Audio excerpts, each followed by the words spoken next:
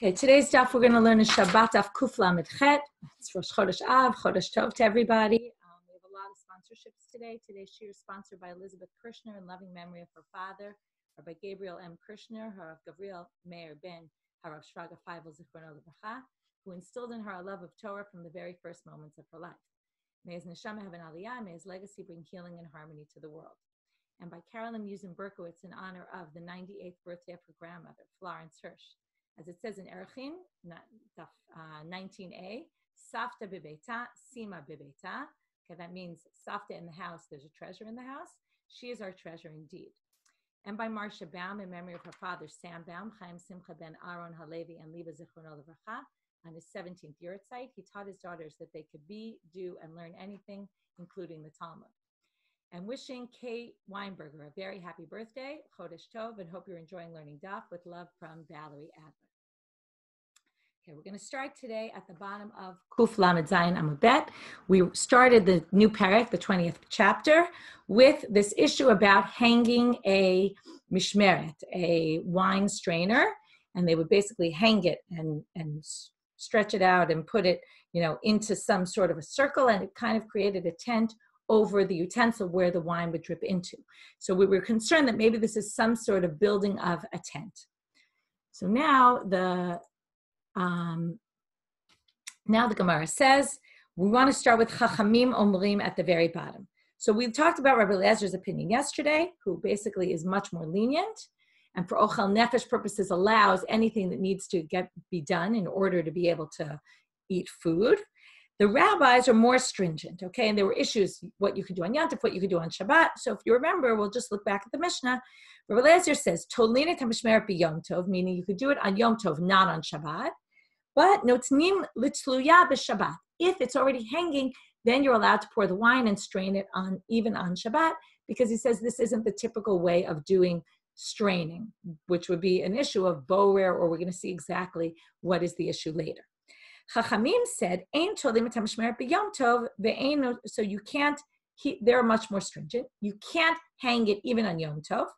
Ve'ein notnim litzluya b'Shabbat, aval notnim litzluya b'Yom Tov. If it's already hanging, you can strain it on Yom Tov, but you can't do it on Shabbat. So the Gemara starts off with the Chachamim, and they ask the following question: Ibayalehu talamai. What if you do hang it according to the rabbis? You're not allowed to. What if you do? Are you obligated on a Torah level or on a rabbinic? Amar Rav Yosef, Tala Chayav Chatat. He says you're obligated by Torah law.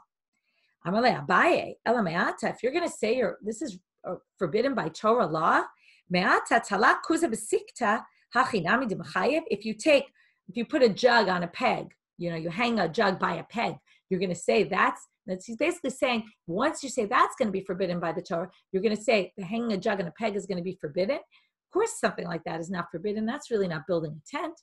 Ela Amar Abaye Midrabanan Hi Shelo Yaseh Kederach Shehu Oseh B'Chol. Okay, he says this is forbidden by rabbinic law, and it's forbidden. And here he seems to take it. Now, there's a big debate about how to understand this. Is he removing this from the problem? Until now, what did we think? It's a problem of boneh, building a temporary tent.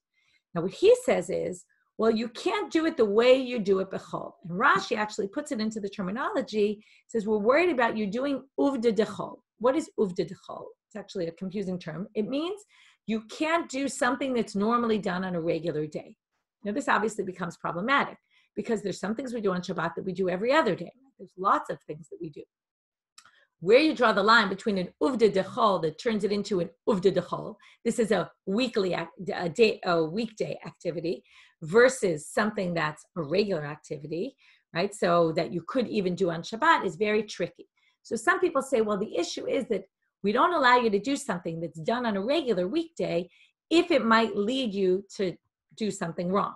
So here we're concerned that if we allow you to do this, you might think that you can build a tent, or somehow, we connect it with an isur, and it somehow is connected with this temporary tent. Some people think that uvda dechol is something entirely different from the tent. It's not because of building a tent. It's just that you're doing it in the way you normally do it on a regular day, and you have to do things on Shabbat differently. Remember, we talked about your speech has to be different, your walking has to be different. So also the way you hang this would have to be different. And therefore, he says it's only asur mid'Rabbanan. So again, I'm just putting it out there that it's not 100% clear what this means uvda dechol, right? Sometimes we have to live with the fact that things that the Gemara say are not always clear to us, and there's many different interpretations, and we might have to live with a little bit of lack of clarity about what exactly the issue is here. He collected a bunch of rules about temporary tents, and this would, by the way, prove that the Uvda Dechol must have something to do with building temporary tents. Otherwise, why would he start talking about building temporary tents? And that maybe, again, it's forbidden because it's an Uvda Dechol. That might lead you to think that you can build a temporary tent. Or you're building the temporary tent in the same way it's done on a weekday, and that's a problem. So now he's collecting a bunch of bright Torah, and you're going to see that all types of tent building can break down into 3 categories.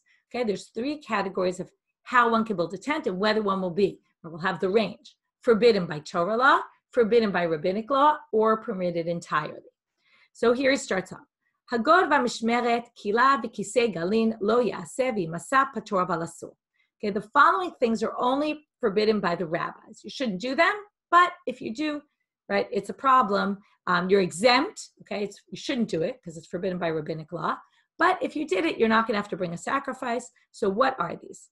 Okay, a god. Rashi explains, it's a kind of flask that they made out of the skin of the animal. But it's a little different. It's not exactly a flask. It's something they would build. It's actually a little bigger. And Rashi explains that the opening is very wide. It's actually a very interesting explanation of Rashi. It says, Yesh lo shnatzim v'ovrei drachim mimal'ino to yayin o chalav. People basically set up this thing to hold their drinks while they're traveling. B'makom shetokim sham oleihen lalun. They set it up in their tent. Okay, they set up this kind of, they stretch out the skin of the animal, and they put it into some sort of thing that can hold the wine with an opening at the top that's wide. Here comes the interesting part. He says they would put it al gabei dot, right? Upiv matuach al gabei dot. So they would stretch over the opening onto these pegs. V'haruach overet mitachtav umitztanein. This is the old-fashioned refrigerator. They would hang it in a place where the wind was, so the wind would blow and keep it from spoiling. Right? Rashi says shelo yitzkakel hayayin. Okay, and now it's a little bit like an ohel once it's built because it's hanging on these pegs, and therefore it has a similarity to an ohel. But because it's not exactly an ohel and it's not protecting people and it doesn't have all the criteria and it's temporary, so it's only forbidden by rabbinic law. Mishmeret is what we already discussed. That's our wine strainer. Kila. Kila is a canopy. We used to have this kind of bed when I was a kid. We actually never threw anything on top of it. I don't know why I had a bed that was a canopy bed and we never put anything on it. But I used to have this canopy bed, right? It's basically you have a bed and there's beams going up and covering on top. And in those days, it was probably just 4 beams coming out of the bed, and they would throw a sheet or something on top to cover the bed. Likely they would do it from bugs, insects, things like that. So this kila is also, you're basically building a tent over the bed. This is like when kids play on Shabbat, right? What do they like to do sometimes? They're playing in the house. What do? They throw sheets over beds, especially if you have bunk beds. So that's a problem. That's basically making a tent on Shabbat. So even though it's a fun Shabbat activity, it's actually potentially problematic because even though it's only a temporary tent, you are building something that does look like a tent structure. Vikisei Galin, this is a kind of chair that they had in the city of Galin. And it's some kind of thing that they would kind of put the chair together with different pieces. It was like we talked about a menorah biprakim before, that they had these candelabras that stuck, the pieces came apart and then stuck in. So it was like that where you kind of have to build it. So again, there's a concern. If we allow you to do this, then you might end up hammering something in and actually building it properly. So therefore, all these are d'Rabbanan. Ohale keva, if you want to build a permanent tent, obviously lo yaseh, v'imasa chayav chatat. That's asur midoraita. Aval mita v'kisei traskal v'asla mutar lenatotan lechatchila. Okay, if you have a bed, or now the assumption is a bed was more that you just had to kind of put the frame on top of these legs. Okay, it's the closest thing that we can compare it to in our day is like a folding table. Okay, or kisei traskal is like a folding chair, where you kind of, right, it's not, when it's standing, it's not actually a chair, but you put it up and it becomes a chair. Now, think about what our Shabbat would look like if we couldn't use folding chairs or folding tables, right? A lot of people can't entertain without being able to use folding chairs and folding tables. So here they say it's actually mutar. You can put them up and take them apart, no problem at all, because that's really just sticking something that's already ready to go. All you have to do is, right, it's not really building something, it's just putting it up together. Now, you could theoretically say maybe you're sort of building, but because it's so easy is one of the reasons people say, therefore it's allowed. Okay, I didn't get to the asla, which is interesting. The asla is a toilet. So what's a toilet? The Koran had a nice footnote that described that the toilets in those days, there were these holes, and people would take this piece of leather, they would stretch it with a hole in the middle, they would stretch it over the toilet, and then they would sit down and do their thing. So that also, you're not actually building something, you're just stretching it out over, and that's your toilet that you can build on Shabbat. Okay, so in case you're interested, you can build that kind of toilet. Sounds like something you might need if you travel in certain places that are out in the boondocks and they don't really have normal toilets. Okay, and it reminds me, they actually have these things that are, right, like the ones that you go to a bathroom, sometimes public bathroom, and they have this thing you can open to put as a cover on the toilet. That's kind of like what they're talking about. So that, just to review, that was Abai. He gave us 3 examples of things that we basically allow or don't allow, either by Torah or by rabbinic law, and he put them all into categories. And he took them all from Brighto. Next thing, you can't put the wine in, right, according to the rabbis, you can't pour the wine into the strainer on Shabbat because you can't strain on Shabbat. So again, they ask, shimer mai. So what if you did it? Now remember, Rabbi Eliezer says you're allowed to do this. Come the rabbis and say you're not allowed to do this. So what if you did it? Is it rabbinic or is it Torah law? Amar Rav Kahana, shimer chayav chatat. Rav Kahana says you're obligated by Torah law. You have to bring a sacrifice. Matkefla Rav Sheshet. Rav Sheshet says it can't possibly be. Why? Mi'i kamidi de Rabbanan chay vechatat Rabbi Eliezer shari lechatchila. Now, here's a very interesting question. He says, if Rabbi Eliezer says you're allowed to do this, and the rabbis say you're not allowed to do this, we assume that they're not arguing about extremes.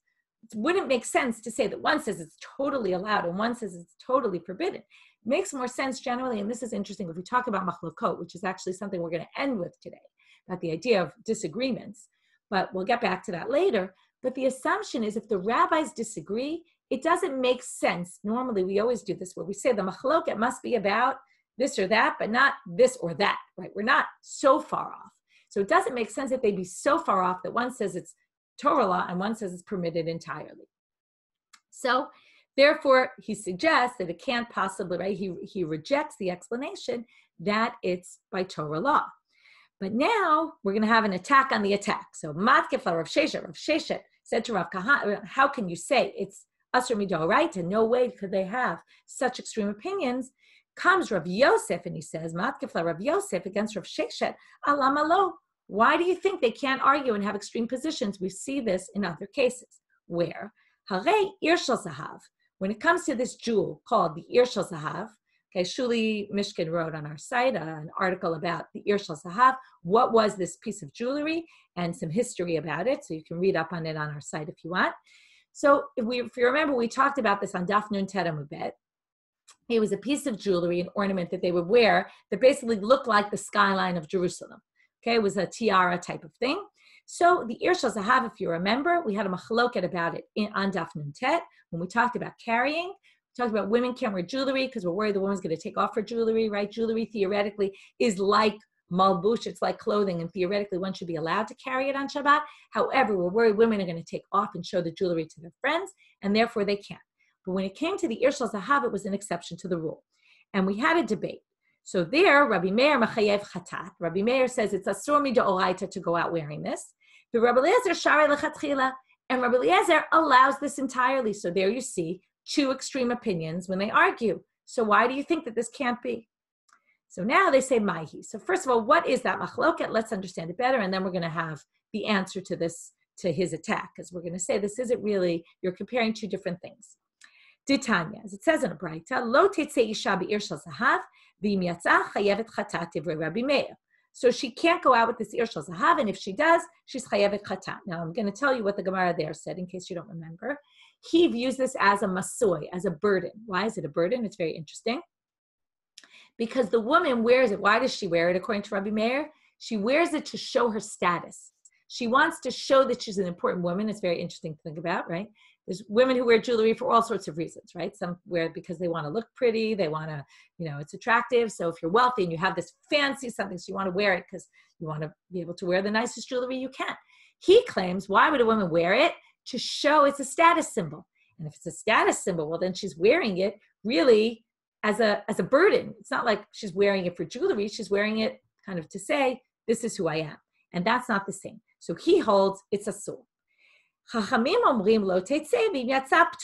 have a middle position, and this is why it's going to differ from the previous. The rabbis say, which they didn't quote before, but the rabbis say it's asur midrabanan. Why is that? The rabbis view it as jewelry. It is an ornament. However, just like all jewelry, we're worried that maybe she'll take it off. And then what's the problem? If she takes off her jewelry, she might forget that she's in the public domain, and she'll carry it for amot in Rishut Rabim. For that reason, we forbid it on a rabbinic level so that she doesn't accidentally carry it. Comes Rabbi Eliezer, he says, it's no problem. Why is it no problem? Because he goes back to the same logic as Rabbi Meir, but has a different approach. He says only wealthy women wear it. And therefore, wealthy women, now they wear it as ornaments, according to him. He doesn't agree with Rabbi Meir. But because of that, he says, if you're worried, the whole reason to forbid it is because you're worried that they might take it off and show their friends. Wealthy women or important women don't do that kind of thing. That's the average woman. Those kind of women don't take off their jewelry to show their friends. It's beneath them to do such a thing. And therefore, you could also say, by the way, it was a very big jewelry. You don't need to take it off to show anybody. They can see it quite loud and clear. It's also on their head, which is more noticeable than maybe something on their, a necklace or something like that. But in any case, he says it's no problem. So what do you see here? Again, you see two extreme opinions. One says it's asur midoraita, and one says it's mutar lechatchila. So Amar le Abaye, misavar et Rabbi Eliezer ad Rabbi Meir kai damar chayevet chatat ad Rabbanan kai damar patur v'asur va'amar lehu ihu mutar lechatchila. When Rabbi Eliezer says it's permitted entirely, he's not responding. Who's to say he's responding to Rabbi Meir? Rabbi Meir, you think it's asur midoraita. I think it's mutar lechatchila. Then it would be equal. But no, you could say there's a middle position here. And what Rabbi Eliezer is doing, he's responding to the middle position and saying, which he really is, because he's saying, I agree with you that it's jewelry. It's just that I don't think she's going to take it off, and therefore I think it's permitted. And that's why there's extreme opinions here, because there's the middle position also, and he's disagreeing with the middle. It's not like he's disagreeing with the extreme. I mean, he obviously is also, but it's not like he's going two steps away from, he's going one step away from one person. So therefore, you can't compare, and theoretically, you could still ask that question on Rav Kahana as to how can you say that the rabbis forbid this on a doraita level, and Rabbi Eliezer thinks it's permitted entirely. And we're left with that question. We don't have an answer. Mishum mai matrinan be. Now they ask the following question. So what is the malacha? You have to know the malacha, because if you see someone doing it, before they do it, you warn them, right? In order to get punished by the Beit Din, by the courts, there has to be two people who warned the person and said, do you know that if you do this, it's forbidden because of X and Y? And they have to explain to him why it's forbidden. So the question is, what malacha is this? What's the problem? If you remember, we saw there were a few different malachot that were associated with the same act of separating the good from the bad, or the bad from the good. So they say, what exactly is wrong with pouring this wine into the strainer? Rabba Amar Mishum Boler. It's due to separating. Okay, there they would separate the wheat from the chaff, and that's the problem. So Rabbi Zera Amar Mishum Meraked. No, it's not separating the wheat from the chaff. It's once you have it in the flour form and you put it in the sifter, like when we sift flour, it's because of that. So now each is going to try to prove his position. Amarab, Kavate Didi Mistaber. It's more likely that it's the right, that it's Borer. Why? Madar Koshel Borer Notel Ochel Uminiacha Psolet. What happens with the borer? What do? You take the good and you leave the bad behind you. What comes out of the strainer? The good stuff comes out of the strainer. So therefore, it's like separated, because you're taking out the good from the bad. No, for me, it's more likely, because madar kosher meraked psolet milamala va'ocha milamata. When you do meraked, how do you have it? You have it that the psolet stays at the top and the food comes down at the bottom. Now, when you're separating, you don't have that kind of thing.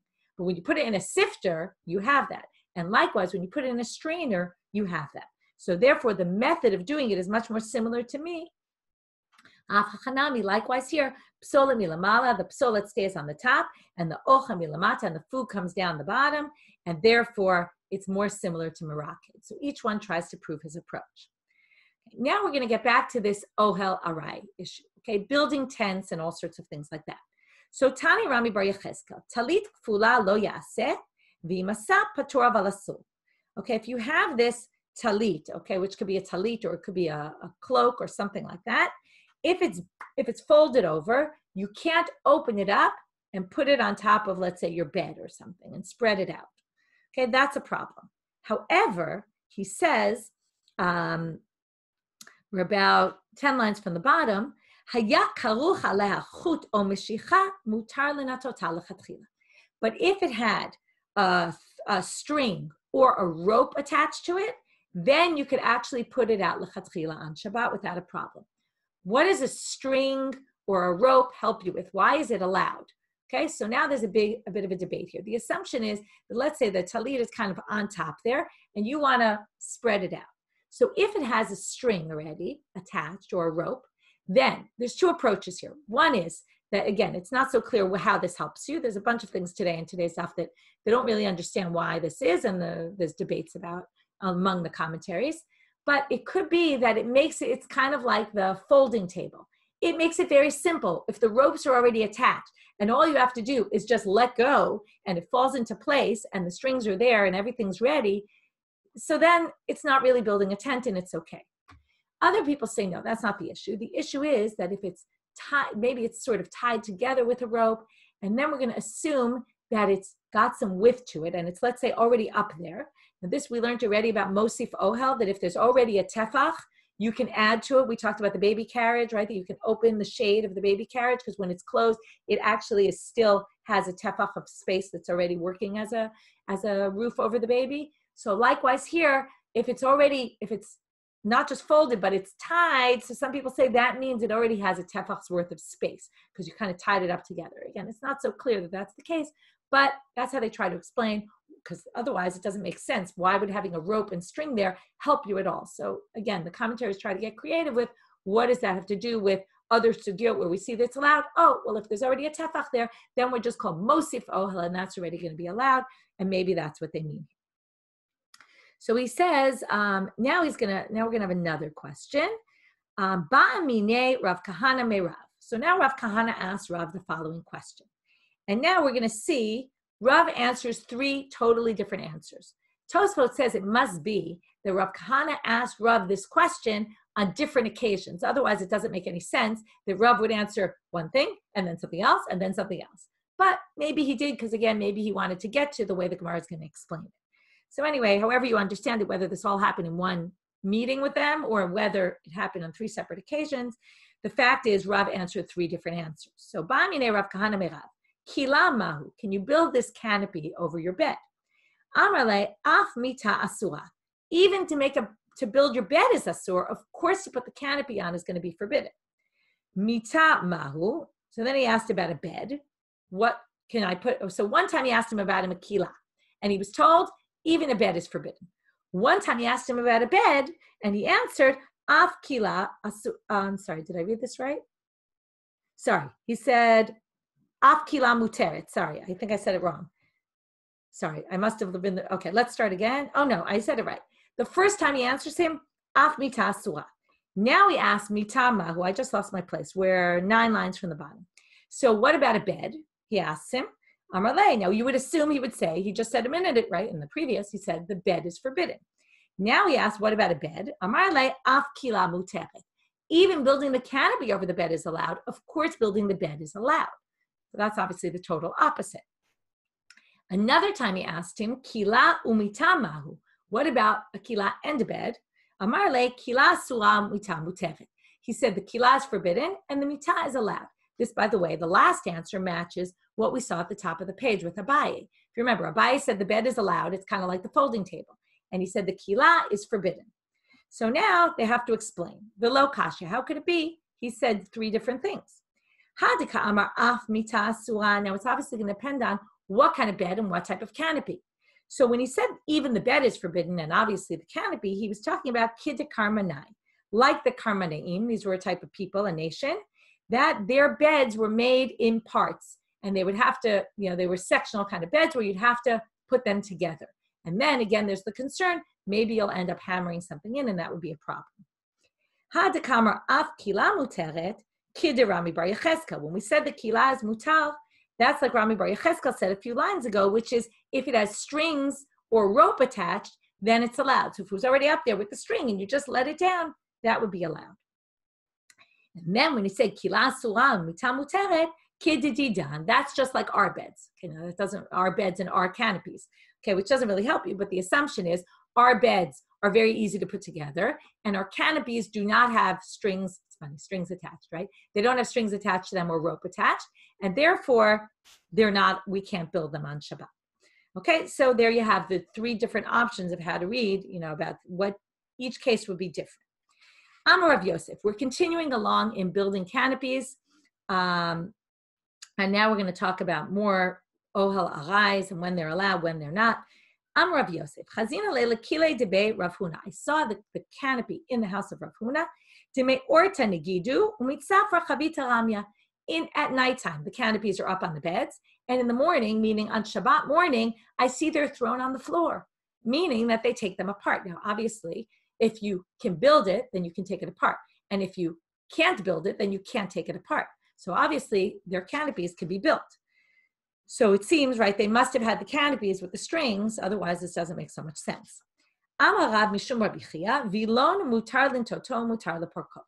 Until now, we've been talking about canopies that go on top, so they're more like tents. But if you're putting up a shade that's on the side, that's more like building a wall, a machitza, that's going to be allowed to put up and take down, because again, in order for something to be OL, generally we say it has to be on top of you, even though we have that whole issue with the pkaka chalon, right, where some people said the pkaka chalon was a skylight, and that's why there was the issue of mosif OL, but some people actually said it was part of the wall, and that if mosif OL is allowed or not allowed above, it would also be not allowed as part of the wall, or yes allowed, depending on which side of the machloket. This would seem to indicate not like that second interpretation, because this seems to say something that's more like building a wall would be allowed.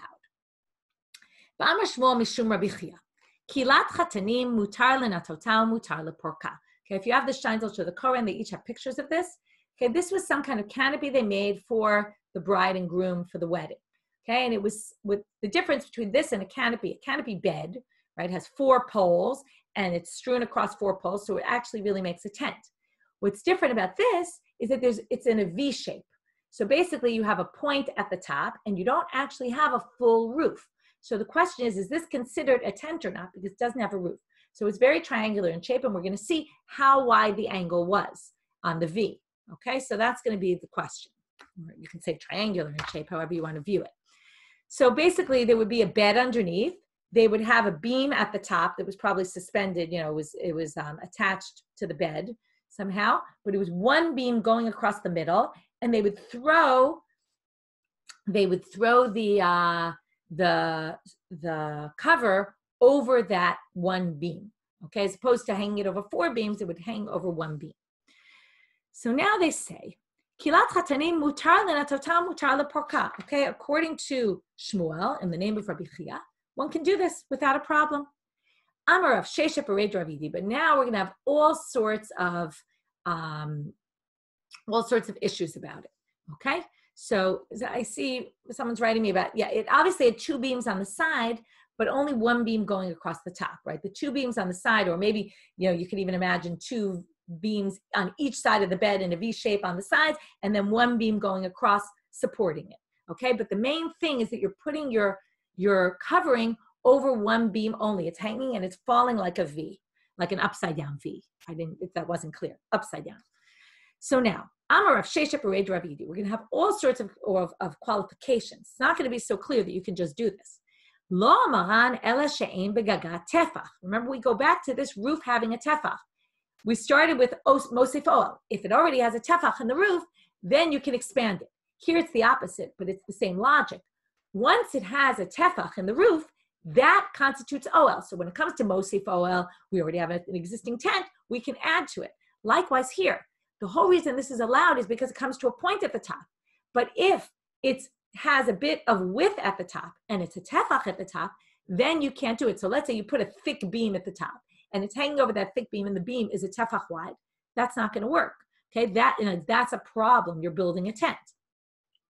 Right? If it has a gag, the roof has a tefach, it's forbidden. And not only that, but the fact that we say that if it doesn't have a tefach, it's okay, that's also going to be limited. What does this mean? Imagine the roof is a V. So now, as you go down this upside down V, you get to, right, it gets wider as it goes down. And depending on the angle, when you get to 3 tefachim from the top, okay, we always talk about 3 tefachim is levud. Remember when we talked about it to the ground, 3 tefachim off the ground is as if it's on the ground. Likewise here, 3 tefachim away from the roof is as if it's the roof itself. So if as you get lower down to 3 tefachim, you already are at a width of 1 tefach, that's already as if your roof has 1 tefach of width, because we view those top 3 tefachim as if they're at the top. So he says, as long as you don't have less than 3, and with less than 3 samuch l'gagat tefach, the less than 3 within the roof has a tefach, right? As long as it doesn't have a tefach of width there. But if you have within 3 of the roof, of the top of it, a tefach of width, then it's going to be forbidden. The law maran, here comes an additional one, and not everybody has this nusach, and it's a big difference whether you have this or not. Law maran ela she'ein b'shipu'at tefach, and this leads to different halacha l'maaseh because some people have this version, some people don't. Aval yesh b'shipu'at tefach shipu'ei ohalim ko'alim dami. Okay, what does this mean? The shipu'ah is the decline. If as you go down, now the question is, was this very narrow? If as you go down, meaning when you get to the bottom of the bed, right, how wide is the bed? If it's only 2 tefachim wide, then you're going to have a very narrow tent. That's the kilat chatanim that's allowed. But if it gets wider than a tefach on each side, when it gets down there, so basically you have a bed that's, let's say, 4 tefachim wide, and then it's going to be a wider V, that's already a tent because that functions like a tent. Okay, someone said it's like the tents that we use nowadays, right? Where it's not so, well, the tents nowadays really do have much more wider roofs. But imagine, right, you could have a teepee, let's say. Okay, a teepee is right, but if it's wide enough, it actually creates a tent.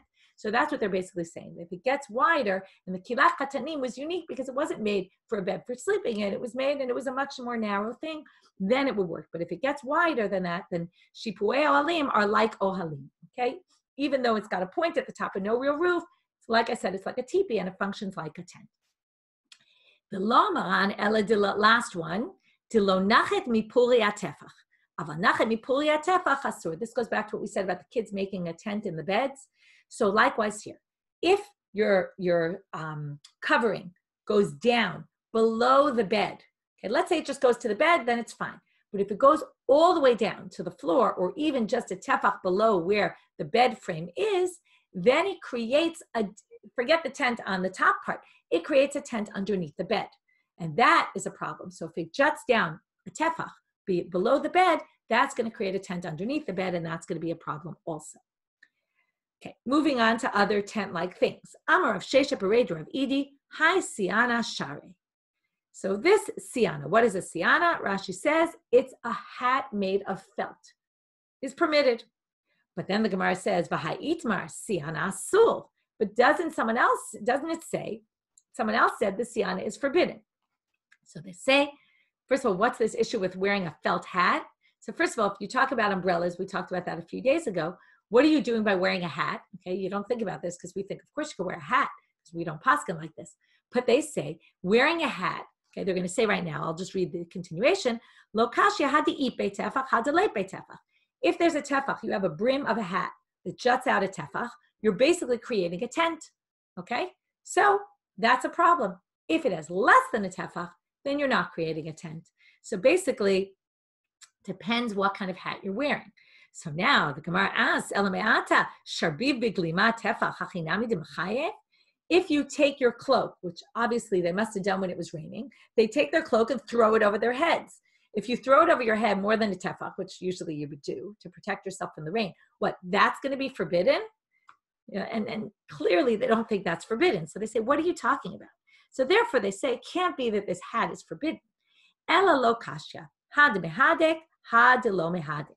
Okay, now this is a debate about what exactly this means, but some people say that the issue is this doesn't have to do with making a tent at all, and the issue is that there's a concern if your hat is a totally different issue. You can't walk around in a hat on a windy day if your hat is not firm on your head. Why? Very obviously, what will happen? The wind will blow your hat, and you might come to carry it for Amod and Rishon Rabbi. So you can only wear a hat if it's well situated on your head, and then you won't have to worry about it falling. Some people connect this with the sugya, and it has to do with also building, but we'll leave it with, I think that interpretation makes a lot more sense. Shalach le Rami bar Yechezkel le Rav Huna. Okay, this is going to end our daf, and we're going to get off into a very interesting agadita at the end of the daf. So Rav Huna asked Rami bar Yechezkel asked Rav Huna, Eimali easy hanach mile ma'al yata da'amar le mishmei derav. I want to hear some beautiful things that you heard from Rav, or important things you heard from Rav. Tarte b'Shabbat b'chada b'Torah. I want to hear two things about Shabbat and one thing about Torah. It sounds like he had in mind specific things he was asking for. I don't think it was a random, I want to hear two things about this and one thing about that. I think he said, I want you to tell me the things that you took. Maybe he had taught them once before. He wanted him to remind him, but two things you know about Rav, about Shabbat, and one thing about Torah. So now we're going to hear what he sends him back. Shalach le, sent him back. Obviously, it was a message. He wrote it, and he sent it back. Haditanya god bekisna mutar lenatota b'Shabbat.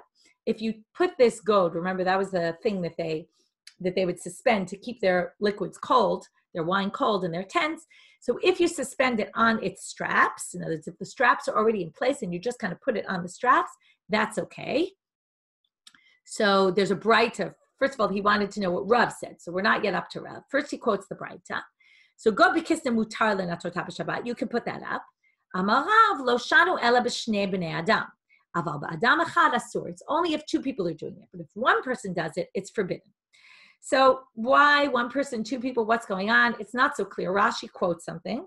Rashi says, he quotes his rabbis, and he says, well, if one person does it, he's going to put it on one side, then he's going to strap it to the other side, and he's going to stretch it out a lot, and that's considered problematic. That's more building. But if two people do it, they're just going to stick it on, and it's not really considered building because they don't stretch it.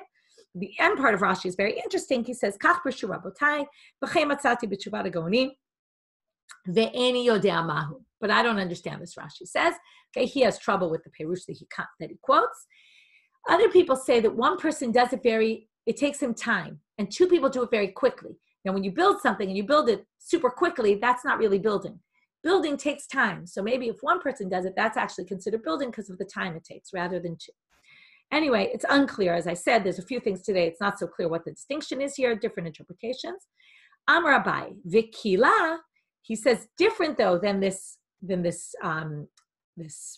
thing for liquids that you're making. But he says if you're building a kila, afilu b'asara b'nei adam asur. Iyafshar delamim techaporta. Even if 10 people are building the kila, that's still forbidden because everyone stretches somewhat. Everyone must be stretching it at some point, whereas it seems the god doesn't really need stretching at all. Idach maihi, what's the second thing from Rav? Titanya, again, it's Rav's comment on a Braita. Kira shenishmeta cham yerechoteha mutar letaltala. Shtayim asur. If you have the burners where one of the legs falls off, you can carry it on Shabbat. It's not muktzah because it could still be used on 3 legs. Rav Amar, but if it loses 2 legs, already it can't stand, and then it's going to be forbidden. Rav Amar, it's going to be muktzah because it's useless, so now you can't carry it. Rav Amar, afilu chad nami asur. Even if it loses 1 leg, it's a problem. Why? Gzera shema yitaka. We're worried you might hammer it back into place. So those were the 2 things about Shabbat. Now we're going to move on to the Torah, and here we get off on a total tangent. Torah da'amarav. Rav said the following: Atida Torah shetishtachach miYisrael. Okay, it's actually very apropos that we're learning this on Rosh Chodesh Av, where we start to talk all about the destruction. Here we start to talk about there's a future time that's going to come. If we talk about all the nivuot that talked about bad things that were going to happen, where the Torah will be forgotten. Shneimar, how do we know this? Because when it talks about the tochacha in the Torah, when God says all the bad things that are going to happen in Parshat Ki Tavo and Sefer Dvarim, it says, V'hifla Hashem et makotcha. God will make your makot wondrous. In other words, you'll be attacked tremendously. Hafla'a zo'eni yodea mahu. What is this hafla'a? What kind of makot are you going to get? Because shehu omer, they find another verse where that is used in connection with Torah. How so? The pasuk, they don't quote the whole pasuk, so I'm going to read it from the side. If you have it on the side of your Gemara, I'll read you the whole pasuk from Yeshayahu, Perek Kaftet, pasuk Yudalid. Lachein hineni yosif lahafliya ta'am hazeh afle vafela. I'm going to continue to provide wondrous things to this nation, wondrous in a bad way. Ve'avda chochmat chachamav ubinat nevonav tistatav. The wisdom of their elders and their wise people is going to be hidden. Okay, so there you see, hafla'ah comes in connection with wisdom being lost, and he says there's going to come a time in the future where Torah is going to be tishtakach. Okay, and therefore, Hebei Omer, hafla'ah zo Torah. Some people explain that what Rav is trying to say, and you have to think of it in its historical context, they had only just started writing down Torah Shabbat Peh. If you remember, oral Torah is supposed to be transferred orally and not written down. However, at a certain point, they realized things were getting forgotten, mistaken, problems. We have to start writing things down. And he was trying to say, Atidah Torah shetishtachach, if we don't write it down. So some people view it as connected with what was going on. And he was trying to say, you better watch out because we're going to forget things if we don't start to write them, and pressing on people the importance of writing things down. That's one way of reading it. Or he's talking about some time in the future, right, in the very far future, where one day this will happen. Now we're going to have a braita, which is actually, it's a Tosefta that says something very similar. Tanu Rabbanan, k'shenichnesu rabotenu lekerem b'Yavne. When is this? After the destruction, when the Sanhedrin moved to Yavne. Amru atidat Torah shetishtakach miYisrael. They also said, right, imagine, obviously, right after the destruction, that's what they're talking about, right? They're worried about, we lost the temple now, we might also lose our Torah. Shneimar, hinei yamim ba'im neum Hashem Elokim, a very famous pasuk, people like to sing this song. V'yishlachti ra'av ba'aretz, there will be a famine in the land. Lo rav lalechem, it's from Sefer Amos, it won't be a famine for bread, v'lo tzama lamayim, it won't be a thirst for water, ki im l'shmoa et divrei Hashem. It will be a thirst and a hunger for finding, right, a famine for finding divrei Hashem. Some people, right, when you sing this song, I don't know what you think of, but I think some people think this is a beautiful thing. People are going to be thirsting, not for food, but for Torah. But it's actually a terrible nevuah. It's basically saying people are going to want to find Torah and they won't find it anywhere. There'll be a drought and a famine and there will be no Torah anywhere. Uchtiv, v'na'u miyam el yam, this is also from Amos, u'mitzafon ha'mizrach, they're going to go all over, yishotetu levakesh et dvar Hashem v'lo yimtzu. Okay, they're going to go searching everywhere and they won't find the word of God. Right? It's a terrible tragedy. So what's Dvar Hashem? Dvar Hashem zo halacha. They won't be able to find halacha.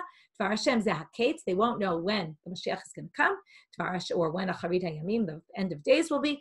Dvar Hashem zo nevuah. There will be no longer be any prophecy. Right? This is in the time where there were still prophets. Uma yeshotetu levakesh et Dvar Hashem. Now comes the interesting part. They said, what does it mean people are going to look for Dvar Hashem and they won't find it? What kind of Dvar Hashem? They're going to not know basics, or is it going to be more than basics, or more than basics? Like they want to know what type of thing. And now you would think they really aren't going to know anything. But comes the Gemara and they say, and interestingly, they quote a woman. Amru atida isha. Okay, what's going to happen? A woman's going to come. This is, by the way, interesting because you would think women were less knowledgeable in general, right? They say it seems the women did know things. So what's going to happen? A woman's going to titol kikar shel truma. I don't know why they specifically take a woman here, but she's going to take a kikar shel truma. Okay, they want to discuss something that happens in the house. So the woman's generally in charge of the baking. She's going to take a loaf of truma bread that was baked in an oven where a sheretz came in, a creepy crawler, right? That is mitame the oil. Remember what happens? It goes into the airspace of the utensil. The utensil becomes a kli rishon. That is mitame anything in it that's food, because a kli rishon can only be mitame food, not other utensils. So it's going to be mitame the bread that's inside the oven. So the bread's supposed to be a sheni l'tum. So what's going to happen? She's going to take this kikar of truma, she's going to go from shul to beit midrash. To find out, is it pure or impure? No one's going to know what the halach is. So now, maybe actually that's already the question. So then the Gemara says, right, maybe you could read this as the answer of the question, but then they say, right, no one's going to know this. It says that explicitly in the Torah. Can't possibly be. This is very fascinating, right? They can't imagine that they're going to forget what says explicitly in the Torah. Now you think about it. For us, Tum and Tara, many people don't know Tum and Tara, but for them, It was right after the temple was destroyed. They knew that stuff inside out. It was so central. So they say, it says in the Torah, Mikola ochel asher yachel. It says any food that's there, right? That's clearly the pasuk that talks about the food in the oven with the sheretz is going to be tameh. So they say, fine, it won't be that. Maybe they're just not going to know. Is it a rishon? Is it a sheni? Right? One could see how people would get confused about that. Even nowadays, people are confused. Maybe we're already living in the time, according to them, that Torah is forgotten. Ve'ein mevin, right? And no one's going to know. Hanami, manitinhi. But they say, fine, it doesn't say that explicitly in the Torah, but it's an explicit Mishnah. Keditznan, hasheret shenimtza b'tanur, hapacha b'tocho shniya, shatanur tchila. Exactly as I explained. That says it in the Mishnah. The oven becomes a rishon, right? The sheretz is an av, it makes the oven a rishon, it makes the bread a sheni. So they're going to say, okay,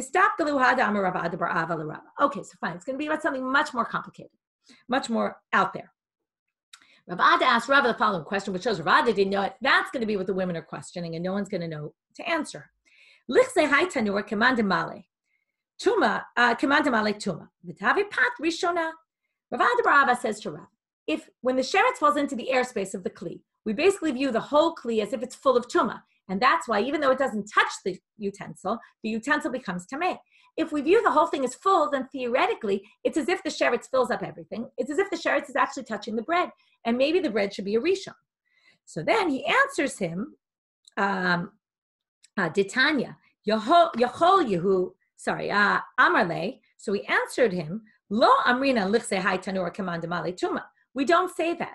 And therefore, the bread is only a sheni. How do we know this? Ditanya, yachol yehu kol hakelim mitamim ba'avir kli cheres. You might have thought all the kelim are mitame, right? And even if a kli was in the oven, it would be tameh. Ve'ein kelim mitamim ba'avir kli cheres. But no, it's not. Why? Because as I said before, if there's a utensil inside the utensil, so the sheretz is in the airspace of the big utensil, that becomes a rishon. That can only be mitameh a sheni. Now, only food and drink can become a sheni, not a utensil. So if there's a utensil inside there, it doesn't become tameh. That proves that the bread is only a sheni, okay? And therefore, that's the halacha that they're not going to know. Okay, that's what they say. Okay, last thing for today, Tanya Rabbi Shimon ben Yochai Omer, Chas v'shalom shetishakaf Torah miYisrael. He disagrees with Rav. He said, he was living before Rav, but he says there's no way Torah is going to be forgotten. Shneimar, ki lo tishakach mipizaro. There's a pasuk that says it. The Torah will never be forgotten. Ela, ma'ani makayem. So how do we explain those psukim in Amos? Yeshota 2, he actually disagrees with the Tosefta. Yeshota 2, levakesh et var Hashem v'lo yimtzu. Shelo yimtzu alacha b'ra u'mishnah b'ra b'makom echad. And this describes what goes on nowadays and even what went on in the time of the Gemara, which is there's going to be no clear halacha. Once the destruction happened, right, and this is why it's interesting to talk about it in Chodesh Av, one of the huge glosses of the temple was the centrality of Torah and the centrality of Psak Halacha. And there was no longer very clear-cut halachot, okay? And because of that, right, that's, even before them, it was already kind of going bad, but there's no clear-cut answers to anything, and we don't have a clear halacha, and that's the real tragedy, okay? And then it's really not describing a future time, it's describing a time which was happening then, and obviously continued to nowadays. Okay, and one could say also the earlier part is a lot of people don't know basics of Torah, and the question is, again, depends how basic it is. Anyway, this is a very interesting sugya. Maybe when we start tomorrow, we'll have some more things to say about it. It's just getting late, so we'll stop for now. But with that, Chodesh Tov to everyone, and have a good day.